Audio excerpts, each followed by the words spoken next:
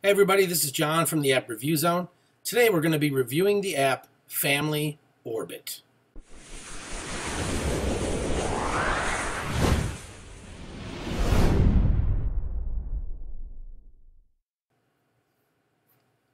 Alright guys, so Family Orbit. It is a mobile phone security tracking application. As you can see here, I have 3 phones on my Family Orbit. I've got myself, I've got my wife's phone, and I've got my son's. Now, I was using this as a test while my son was at his band camp this weekend, and I wanted to get an idea of what he was doing while he was there, and I got some pretty interesting results. Some were pretty cool, some were really good, others not so much. All right, the first thing you notice, okay, now we are all at the same location. We are all at our house. The app right now, I'm going to be, the address is blurred out. But I can see that my address is set up, right now is showing I'm at my address. It says my wife is at my address. But it says that my son is right now at an address we were at earlier today. So the weird thing about that is he's in the same room with us. He's in the same house. But yet his address is not right. What the problem is Family Orbit doesn't refresh automatically. It requires you to refresh it manually. Now, it's a good thing if you want to save battery, because it does save battery if it's not constantly tracking your GPS location all the time. On the other hand, though, if you really want to be truly secure and know exactly where your family members are at all times, this app will not tell you that. I mean, what if you had a kid with you in the store, they had a phone and they didn't refresh it and you didn't refresh it. You thought they were in the store with you, or you thought they were at home, and all of a sudden you go to refresh it and they're in a totally different location. That's one of the problems I have with this app. One of the great things about the app is the interface itself is great. You see each family member, you see their photo. If I tap on my son's phone, it shows me his location on a map. If I pick his Geo History, it'll show me his Geo History, his location. If I look at his address book, I can see everybody in his address book. I can see his photos that he took. I can see his phone activity. It'll show me the SMS for the day, most outgoing, incoming calls. Now, the weird thing also is he made a call today to one of his friends, and it shows no outgoing calls. So I'm not sure why it didn't track that, but it didn't. And that's a problem.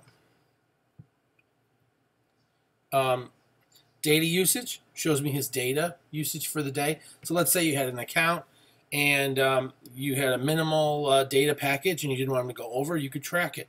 It'll also track his battery as well, so you can know if he's low on battery, and you could send him a message and say, hey, you better charge your phone. You can look at events, which he has none. I can see all the apps he's got installed. So if he has anything on his phone that I don't want him to have, I can take a look and I can call him on it. I can also download any app that looks questionable on my device and check it out myself and make sure it's not something that could be harmful. I can see the device info. I can see his battery. I can see how much space he has, the type of phone he has, what his carrier is. I mean, there's a lot of great information here. Some of it is just incomplete. You know, it's not completely helpful all the time. Now, if I refresh this myself, see, I refreshed it now, and his address stayed the same, yet he's in the same house with us right now. So the problem is he doesn't have his phone. He hasn't refreshed his phone himself, so therefore we can't see it, and it's not being tracked automatically. Let's see what else is there. I can look at the locate map, And the cool thing is if I go back to him right now and I click on, let's see, what is, oh, this one. So this was his movements for today. Now, he was at band camp all last week. So I picked the day of the 10th. So this was his first full day. It literally showed me all the walking he did at band camp. It showed me exactly where he went the whole day. In fact, I could actually look at, if I scroll, it shows me where he went from one point to the next as I go through each pinpoint, which is kind of neat, you know. It really gives you an idea. If someone is going to a place you don't want him to go, you get a good idea. It also gives you an idea. It gave me an idea how much walking he did all week, so I knew when he came back, he's going to be pretty tired. Let's see, what else is there? This shows actually the pinpoint history for that day. So I can click on any one of these and it'll highlight that pinpoint. You could also look at, you know, this is all their stuff, their address book, their photos, phone logs, data. If I click alert, I can see any alert. So I can see when he arrived at home, when he left home. You know, I can see when my wife arrived at home and left home. And it'll also show the times that I arrived at home and left home. Let's see. Oh, here's one thing that's kind of annoying too, is in the upper left-hand corner is this little emergency button. If you tap that, it's going to say you have 10 seconds to call the number. Well, I have it set up with my wife's phone number because she's my emergency contact. But when you first download this app, if you tap that, it's pre-default set up to dial 911 in 10 seconds.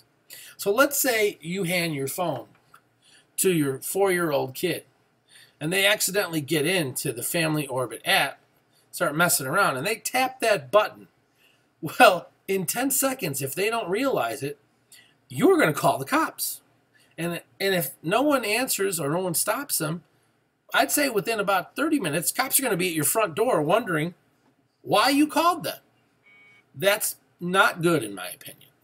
I understand the need to call emergency services in the event of an emergency, but if the app is defaulted to the emergency number right from the get-go, that's just dangerous.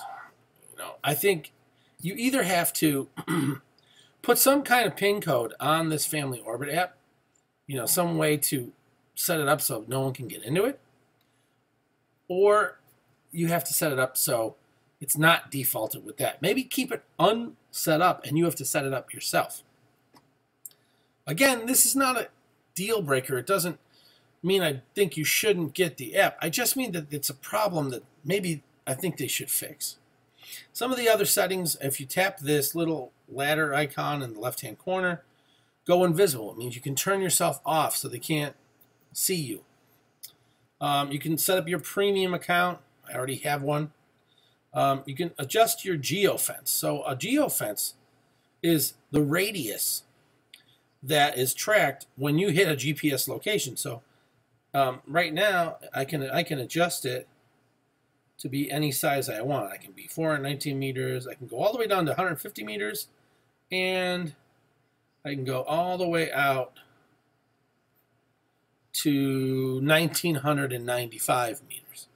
So that means if I come and get to my house within a certain amount of time, or a certain space within 1995 meters, it's going to tell whoever's tracking that I'm home. Or if I leave and I go outside of that, it'll tell them I left. I can also turn this on or off. You can toggle it on or off for each member so that you won't see those notifications. We're not going to save the changes because I don't really want to change it. Trying to think what else is there. Account settings. So you can turn on and off the logging. You can also change your panic settings. This is where you would change that 911. You take 911 out of the emergency number and change it to whatever number you want. You can also adjust this time to cancel from 10 seconds to something more manageable.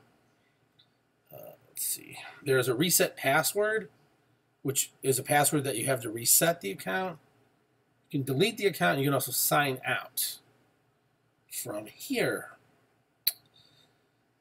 I would say overall that's it. The app itself is well built. It didn't crash while I used it. There were no glitches. There were no bugs. However, there were a few things that I thought were problems. I'm not sure whether it was a problem of the way I used the app or it was a problem with the app itself. Part of that problem is when you first start, it gives you a tutorial which sets you up with the free account, but it really doesn't tell you much about how to operate the app. So you kind of are left to figure it out on your own and look at the help. There is a help section right here, which is an FAQ where you can ask questions, you can contact support, and you can run the tutorial multiple times. But it doesn't give you all the information you need. Like, I still don't quite know whether or not I'm doing something wrong with the SMS messages, the text messages. I don't see them when they go out. I don't see the number. I don't see any of the messages. And I figure, what's the point of having text message tracking if you don't see it? With the photos, I'm only seeing a limited amount of photos, and I know that my son is taking more photos. Now I can see the photos on my phone perfectly, but I can't see the photos on his, and the point is to track what he is doing, not what I am doing for myself. So overall, I gave it 4 out of 5 stars for the fact that it is well built. It has a lot of great functionality, and that I think with a little bit of work and a few minor changes, it could be a really great family security tracking app for iOS devices. I believe it's also available for Android as well. So that's 4 out of 5 stars. This is John from the App Review Zone. If you like this video, hit the like, subscribe to our channel. We're going to be doing more videos like this as they come along. So otherwise, this is John from the App Review Zone, and we'll see you next time.